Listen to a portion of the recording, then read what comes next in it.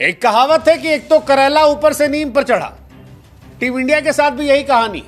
पहला जीता जीता मैच जो है वो टीम इंडिया हार गई, और हारी तो उम्मीद थी कि दुख दर्द पीड़ा शोक संताप से आगे बढ़ेंगे, मैच जीतेंगे, लेकिन फिर खबर आ गई कि जसप्रीत बुमराह जो है वो शायद दूसरा टेस्ट मैच नहीं खेलेंगे।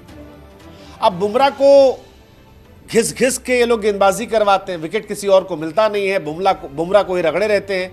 ऐसे में बुमराह साहब की सेहत का ध्यान रखते हुए ये फैसला लिया गया कि दूसरा टेस्ट छोड़ दिए, तीसरा खिलवा लिया जाएगा। लेकिन सवाल ये है कि जिस बुमराह के साथ रहते भी हम नहीं जीत पाए थे, उस बुमराह के बिना क्या हम जीत पाएंगे? मतलब ये सवाल परेशान करना चाहिए, और ये सवाल मैनेजमेंट को परेशान कर भी रहा होगा, क्योंकि आपने हर्षित राणा जिसका सिलेक्शन किया था उसे बाहर भेज दिया, आपके सिराज विकेट ले नहीं पा रहे, आपके पास प्रसिद्ध कृष्णा हैं जिन्होंने विकेट तो निकाले लेकिन बहुत पिट गए, शार्दुल ठाकुर को आप गेंदबाज समझते ही नहीं है, आप गेंदबाजी ही नहीं करवाते हैं, तो फिर उनका होना ना होना क्या मतलब है? नीतीश रेड्डी बैटिंग करते हैं, बॉलर टाइम पास वाले हैं। बचे अर्शदीप सिंह, अर्शदीप सिंह को आप शायद लाएंगे, लेकिन अर्शदीप सिंह जिनका टेस्ट डेब्यू होगा, क्या आप उनसे एक रात में चमत्कार की उम्मीद कर लेंगे? ये सवाल बड़ा इंपॉर्टेंट है, और ये सवाल टीम इंडिया को परेशान कर सकता है। बुमराह की गैर मौजूदगी में क्या आप मैच जीतेंगे? क्योंकि इंग्लैंड का हिसाब किताब टाइट है। इंग्लैंड की जो गेंदबाजी थोड़ी बहुत कमजोर लग रही थी, वहां पर जोफ्रा आर्चर की एंट्री हो गई, और जोफ्रा आर्चर के आने से उनकी गेंदबाजी यूनिट काफी ज्यादा स्ट्रांग हो गई है। जबकि हमारी अगर आप गेंदबाजी यूनिट देखेंगे तो इस स्विंगिंग कंडीशन में ना हम शमी को लेकर गए हैं, भुवनेश्वर को तो हम बहुत पहले ही भूल गए हैं कि वो एग्जिस्ट भी करते थे, उमेश यादव, ईशांत शर्मा जैसा एक्सपीरियंस भी हमारे पास नहीं है, और जो नए गेंदबाज हैं वो उतने ज्यादा इफेक्टिव नहीं दिखे हैं। अब सवाल ये जीते कैसे? क्योंकि 2021 के टूर में जहां पर सीरीज हम ड्रॉ करा रहे थे, वहां पर बुमराह ने हाईएस्ट विकेट निकाले थे। बुमराह हमारे हाईएस्ट विकेट टेकर थे बॉर्डर गवास्कर में भी 2018-2024 में। अब बुमराह नहीं है, और बिना बुमराह के क्या हमारी हैसियत होगी, ये देखने वाली कहानी है, ये परेशान करने वाली कहानी है। इंडिया ने पहला टेस्ट मैच गवा दिया, पहला टेस्ट मैच हम जीत सकते थे, मतलब 1948 के बाद उस पिच पर पहली बार इंग्लैंड ने मैच जीता था, 10 कैच हमने ड्रॉप किए थे। अच्छा, ये भी एक बड़ी कहानी है कि गेंदबाजी तो गेंदबाजी, हमारी फील्डिंग भी खतरनाक है, 10 कैच हमने ड्रॉप किए। और इंडिया जब पहला देश बन गई जिसने 5 शतक लगाने के बाद मैच गवाया, तो बड़ा डिसअपॉइंटिंग था। और अब जब बुमराह नहीं है, मैं फिर कह रहा हूं, तो फिर क्या कहानी होगी? क्या बिना बुमराह के आप एग्जिस्ट करते हो? देखो, बुमराह से आपको आगे सोचना पड़ेगा, क्योंकि जसप्रीत बुमराह आप तीनों फॉर्मेट में हर जगह गन्ने की तरह उनको नहीं चूस सकते। वो आपके प्रीमियम गेंदबाज हैं, जहां पर आपका मैटर बड़ा हो वहां उनका इस्तेमाल कर लो। T20 में जबरदस्त चल जाएगा, वनडे में भी चल जाएगा, लेकिन टेस्ट में 5 टेस्ट मैच अगर आप सोच रहे हो कि उन्हें खिलाओगे तो आप भूल जाओ,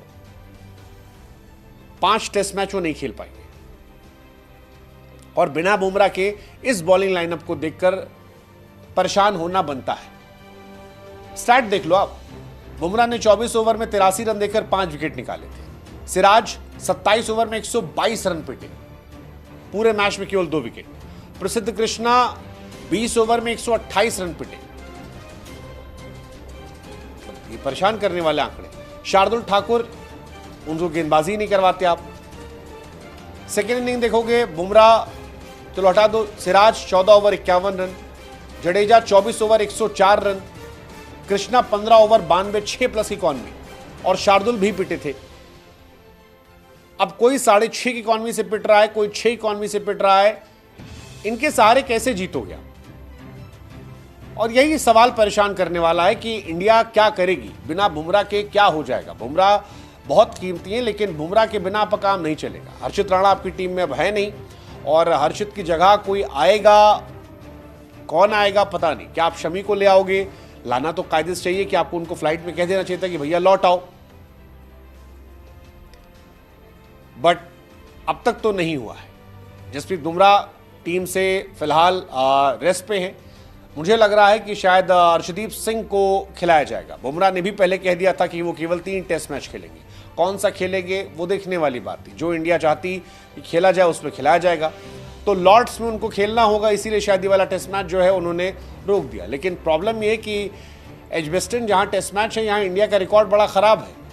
हम लीड जीत कर नहीं है, एजबेस्टन टेस्ट मैच भी अगर हम हार गए तो मामला हमारे लिए गड़बड़ हो जाएगा, और 2-0 से अगर हम पीछे हुए तो फिर बहुत बहुत बहुत इशू हो जाएगा। इस टेस्ट पिच पर हमारा रिकॉर्ड बहुत खराब है। फिलहाल बुमराह बाहर हैं, और जैसा मैंने कहा कि अर्शदीप सिंह जो हैं वो उनकी जगह आ सकते हैं।